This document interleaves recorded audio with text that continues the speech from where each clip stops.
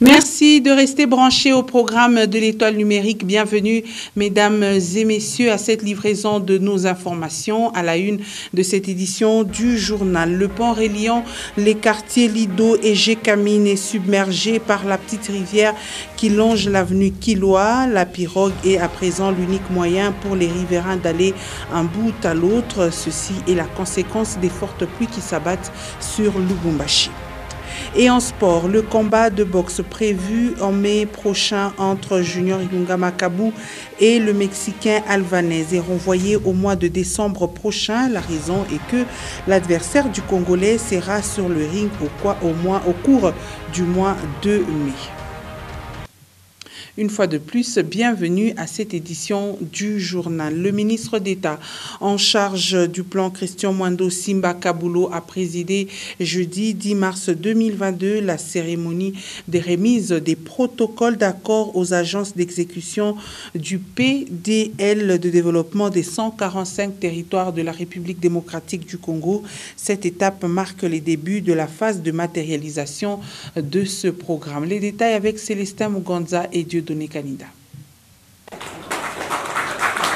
C'est peut-être là une étape décisive pour la matérialisation du programme de développement local des 145 territoires en République démocratique du Congo. Les 3 agences d'exécution de ce programme ont reçu des mains du ministre d'État et ministre du Plan Christian Mwando Simba Kabulo les protocoles d'accord qui déterminent les modalités de partenariat entre le gouvernement et ses agences sélectionnées pour la matérialisation du programme de développement local des 145 territoires. Il s'agit du PNUD, du BSECO et de la CFF. La partie réflexion, étude est complètement achevée. Maintenant, l'exécution va commencer, je crois, à partir du début de la semaine prochaine. Et tout a été mis en œuvre. Les exigences ont été données aux agences. Ils ont signé. Nous avons l'aval du chef de l'État. Nous avons eu l'accord du Premier ministre. Vous voyez à mes côtés le ministre du Budget. Le ministre des Finances doit être aussi avec nous, donc c'est un engagement total du gouvernement et nous avons demandé aux agences d'accélérer parce que le peuple est impatient de voir la concrétisation et la réalisation de ce programme. La cérémonie s'est déroulée en présence du ministre d'État en charge du budget, des représentants de la présidence de la République, de la primature et des membres de la task force chargée de la formulation du programme. Cet engagement du gouvernement est une motivation de plus pour ces agences qui n'ont qu'une seule hâte, le début des travaux. Nous sommes entièrement engagés, le PNUD ainsi que les autres agences d'exécution qui ont pris part à toutes les réunions de planification et également de mise en œuvre. Maintenant, le temps n'est plus au discours. Le planificateur du gouvernement, Christian Mwando Simba Kabulo, président de la coordination opérationnelle et technique de ce programme, initié par le président de la République Félix-Antoine Tshisekedi Tshilombo et supervisé par le Premier ministre Jean-Michel Samalukonde Kyenge, a rappelé l'urgence quant à la matérialisation de ce programme, car les Congolais sont impatients de voir le résultat. Dans un tout autre chapitre à présent, les femmes du collectif Free François Béat étaient la matinée de ce vendredi 11 mars 2022 au bureau de représentation provinciale de la CNDH, la Commission nationale des droits de l'homme, et ils s'y sont rendus pour déposer un mémorandum demandant la libération de l'ex-conseil spécial du chef de l'État en matière de sécurité arrêté depuis le 5 février dernier à l'Agence nationale de renseignement. Bien avant, la coordonnatrice de ce collectif a lu ce mémorandum. Suivez. Les soubassements des principaux gouvernants les droits de l'homme doivent avoir comme premier jalon déposer et préserver la dignité humaine en régulant la vie de l'homme dans toutes ses dimensions. Au terme de la Constitution de la République démocratique du Congo, la liberté individuelle est garantie.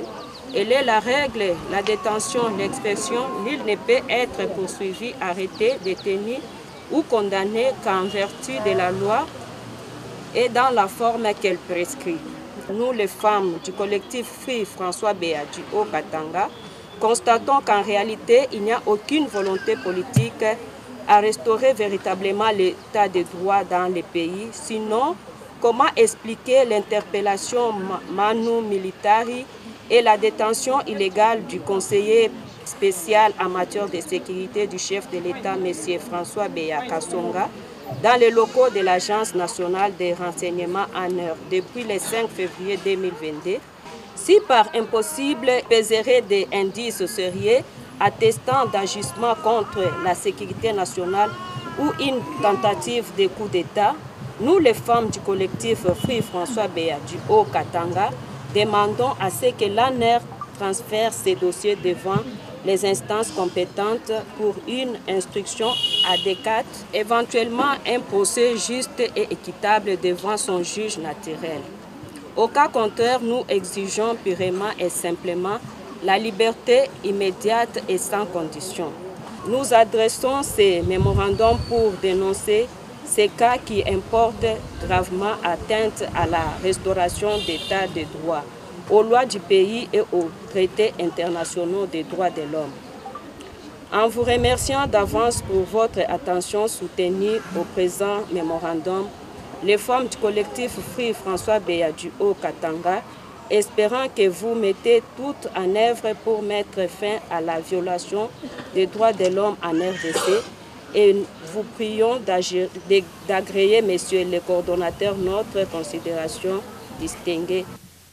Et la dynamique des femmes pour le changement. La branche féminine du parti politique Ensemble pour la République a organisé ce vendredi 11 mars 2021 une compétition de Zango dans la capitale Kinshasa, une manière pour la DFC de célébrer avec faste la journée internationale des droits de la femme avec les veuves de la Tchangou, une compétition remportée par les femmes, l'équipe de Tchango devant celle de la Lukuga. Regardez. Natona ni nesengo makasi aza iyo president to kakasango na epe to yebiye to kotika ete to sepeli liputa yango ya lati sibiso ba mama veuve. C'est sous l'œil vigilant de la coordonnatrice nationale de la dynamique des femmes pour le changement, la princesse Dominique Munongo Inamizi, que le club Ndjango d'FC Tchangou s'est imposé devant son collègue de la DFC Lukunga au cours d'une rencontre très disputée. C'est avec joie et fair play que les mamans du parti de Moïse Katumbi, El Tchangou, à Kinshasa, ont soulevé les trophées mis en jeu.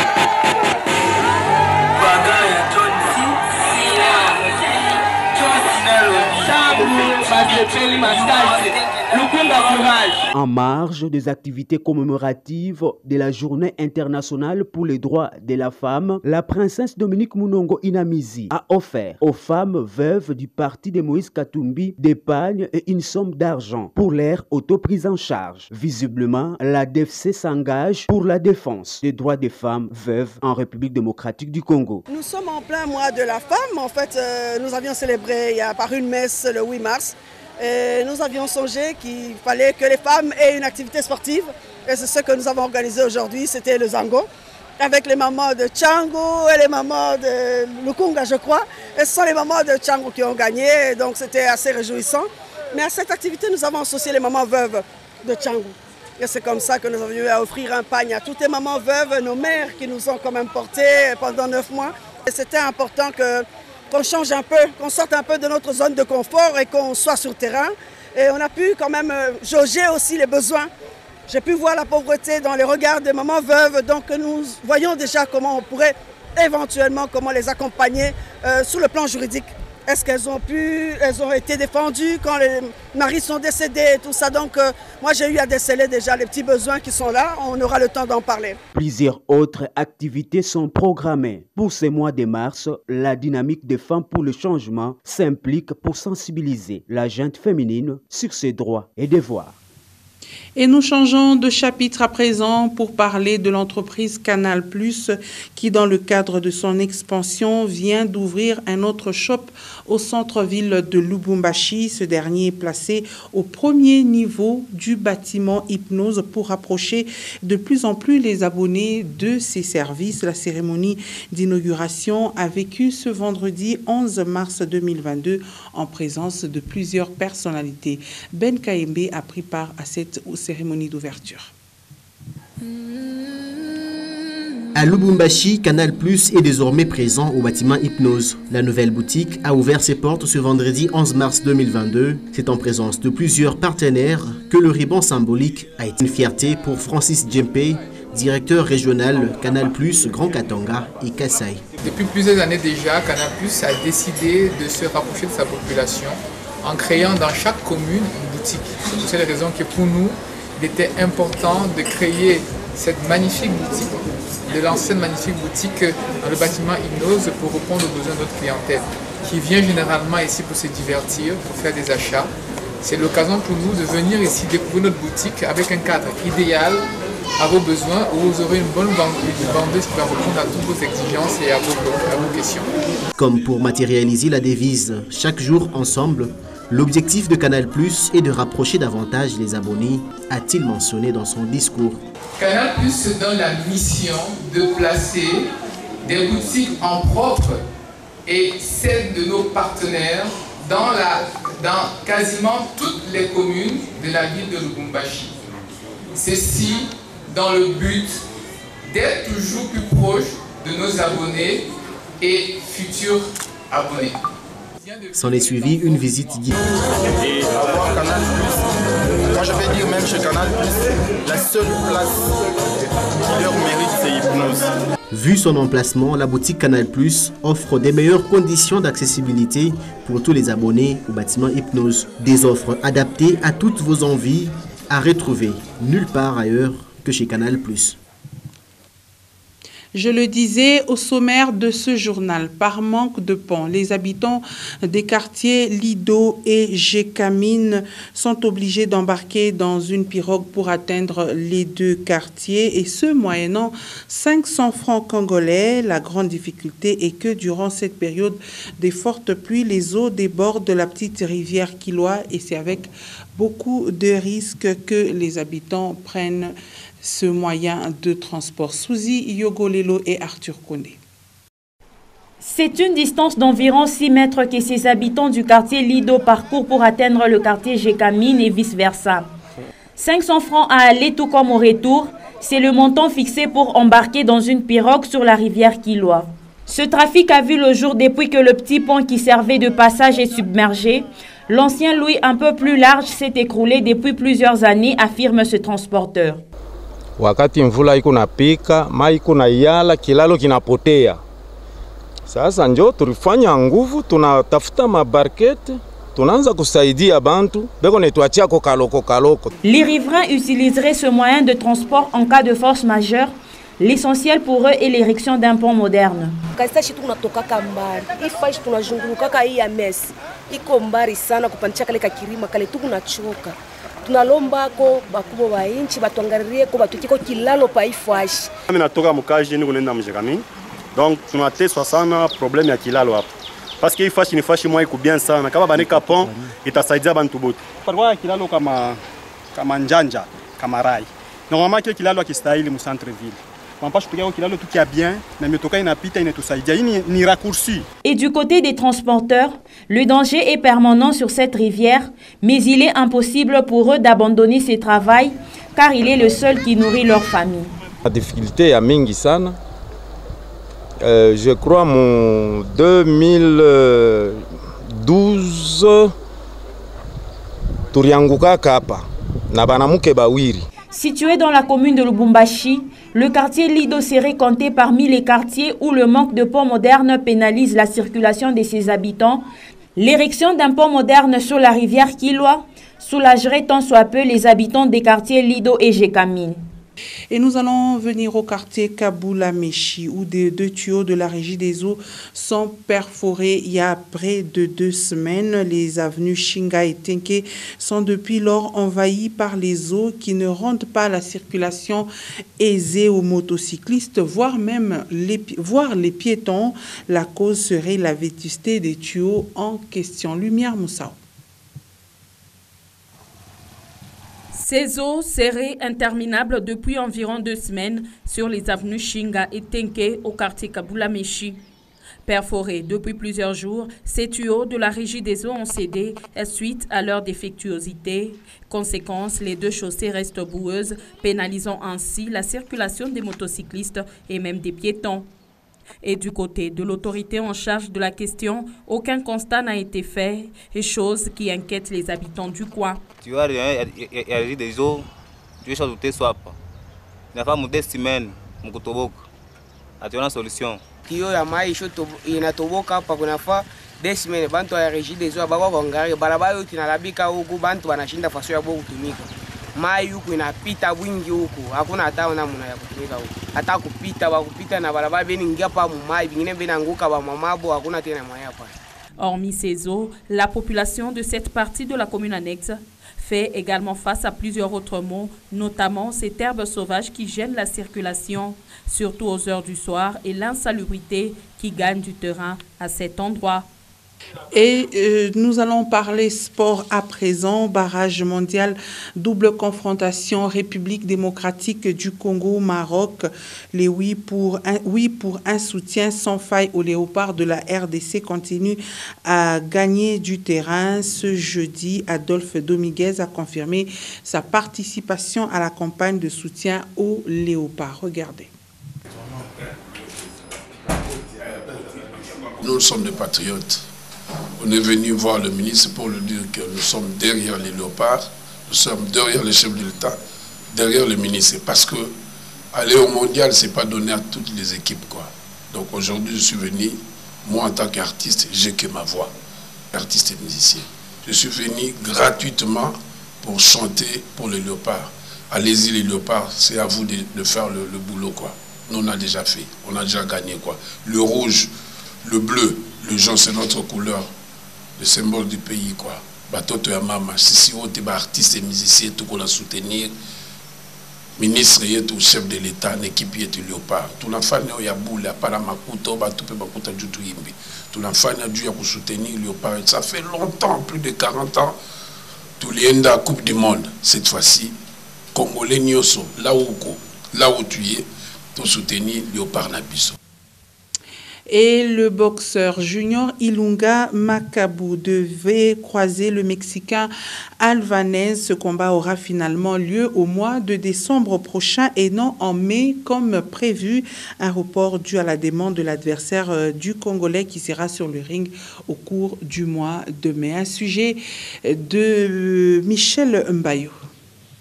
C'est pour des raisons de coïncidence des dates que ce combat est renvoyé vers la fin de l'année 2022. Junior Ilunga Makabu doit encore patienter pendant environ 9 mois pour défier le Mexicain Canelo Alvarez. Le boxeur congolais l'a fait savoir à la presse ce jeudi 10 mars 2022. La team Makabu déclare avoir été sollicitée pour un report par la partie mexicaine qui doit livrer un autre combat au même mois de mai. La décision du report tombe pendant que le champion du monde de lourds légers du World Boxing Council séjourne en République tchèque pour la préparation du combat d'unification des titres qu'il compte livrer le 30 juin 2022 à Kinshasa. Pour rappel, Junior Ilunga Makabu reste toujours champion du monde dans la catégorie des lourds légers. Le natif du Kasaï a conservé sa ceinture après sa victoire de janvier dernier face au Sud-Africain Thabiso Mchunu. C'était au pays de l'oncle Sam. Et pour terminer, nous allons prendre la rubrique Femmes sous les projecteurs. Et la femme sous les projecteurs de ce jour est Nelly Banzé-Kanteng. Elle est écrivaine, personne vivant avec handicap. Suivez. Mama, I dedicate this song to you. Wherever you day, my mama, I just want to say thank you. Our mama, I just sing this song for you. Wherever you day, my mama, I just want to give sacrifice for me. Oh yeah, mama, God bless you. Je réponds au nom de Pascaline Nelly Banzé-Kanteng. Je suis femme écrivaine vivant avec handicap. Et je suis aussi chrétienne, catholique, choriste.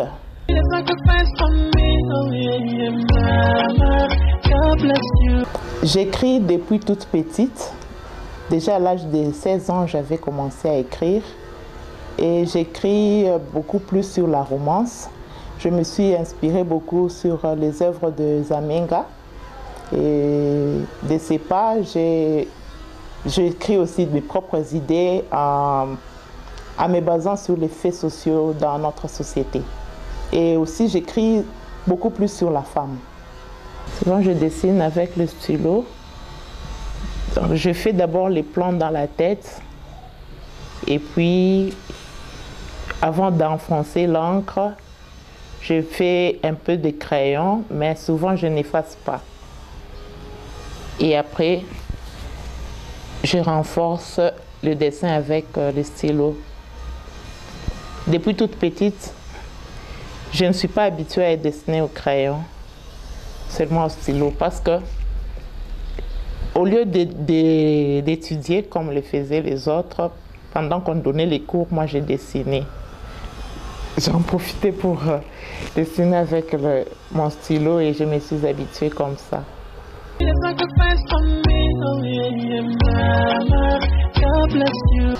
Parce que je trouve que la femme est beaucoup plus vulnérable et aussi, surtout dans notre société africaine, elle est trop marginalisée. Et de cela, j'ai pris la voix de ceux qui ne peuvent pas parler. Au travers de mes écrits, je parle pour elles.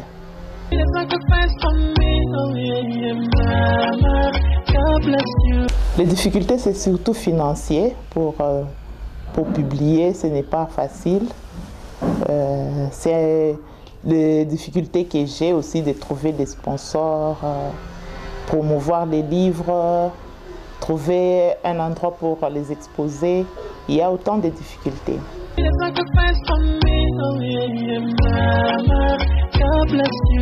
Au travers le média et aussi les réseaux sociaux, la communication surtout, ce n'est pas facile, ce n'est pas du tout facile, mais ça se vend petit à petit dans 2 librairies déjà ici sur place à Lubumbashi.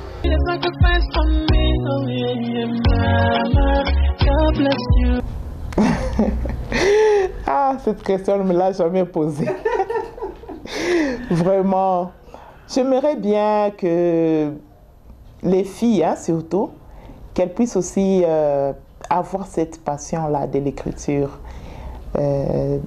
Dernièrement, j'ai parlé avec les filles des orphelines et je les ai donné un peu le courage aussi, cet amour-là de l'écriture. J'espère qu'il y aura toujours, après moi, des filles, des écrivaines, parce qu'il n'y en a pas beaucoup, des écrivaines dans notre province. C'est ce que j'espère vraiment, que des femmes, des filles puissent écrire après moi.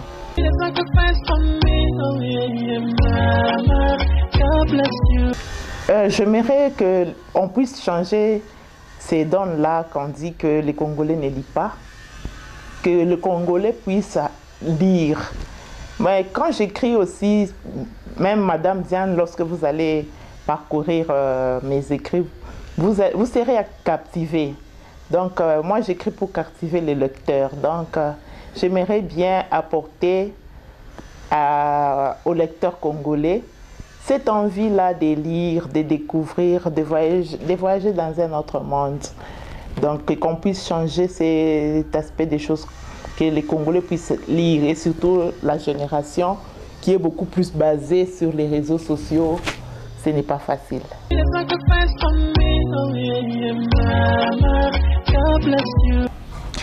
À la femme congolaise, par rapport d'abord au thème, qui est le leadership féminin face au monde actuel de la Covid-19. Bon, ce n'est pas facile, et surtout dans le numérique, que la femme puisse, à la femme qui me suit en ce moment, qu'elle puisse aussi s'imprégner de cette chose-là, surtout du numérique. Par rapport au téléphone, il ne faut pas seulement laisser aux hommes de faire les choses. Nous aussi, nous pouvons le faire, ce que les hommes font. Que nous puissions être connectés, nous puissions avoir l'information face au Covid, et nous puissions aussi partager l'information pour que nous puissions sauver quelques gens, quelques personnes que nous pourrions, parce que cette pandémie vraiment fait des ravages. Et avec notre téléphone, nous pouvons toujours sauver quelques personnes en communiquant. À tous les lecteurs de bien vouloir s'imprégner de mon livre, de l'acheter, et de se procurer de ces livres pour pouvoir me lire. Et aussi, j'aimerais qu'on puisse me connaître en tant qu'écrivain partout au Congo, ce qui n'est pas facile. Et s'il y a des personnes de bonne volonté pour m'aider dans ce sens-là, je suis toujours disponible à recevoir de l'aide venant de partout.